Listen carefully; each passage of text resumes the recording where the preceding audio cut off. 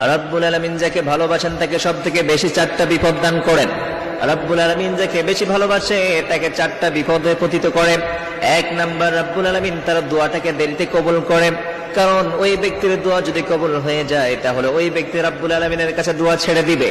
এজন্য রব্বুল আলামিন তার দোয়াটাকে একটু ধীরে সুস্থে কবুল করেন, একটু দেরি করে কবুল করেন, যাতে করে আমার কাছে বেশি বেশি দোয়া করে, ও রব্বুল আলামিন বিপদে পড়েছি, আপনি আমারে মাফ করে দেন, আমার দোয়াটাকে কবুল করেন। এজন্য যেই ব্যক্তিকে রব্বুল আলামিন ভালোবাসে এর 1 নাম্বার পরীক্ষা হলো তার দেরিতে তার দোয়াটা কবুল করে। 2 নাম্বার, বিশ্বনবী বললেন তাকে ঘন ঘন বিপদ পতিত করেন, ঘন ঘন বিপদ দিয়ে দেন। তার জীবনে একটার পর একটা বিপদ নেমে আসে, একটা বিপদ থেকে কেটে যায়, অন্য একটা বিপদ তার ঘাড়ের উপরে চলে আসে। কারণ যেই ব্যক্তি বিপদের মধ্যে থাকে ওই ব্যক্তিকে রব্বুল আলামিন কখনো ভোলে, যেই ব্যক্তির সবসময় বিপদ অবস্থায় থাকে ওই ব্যক্তিকে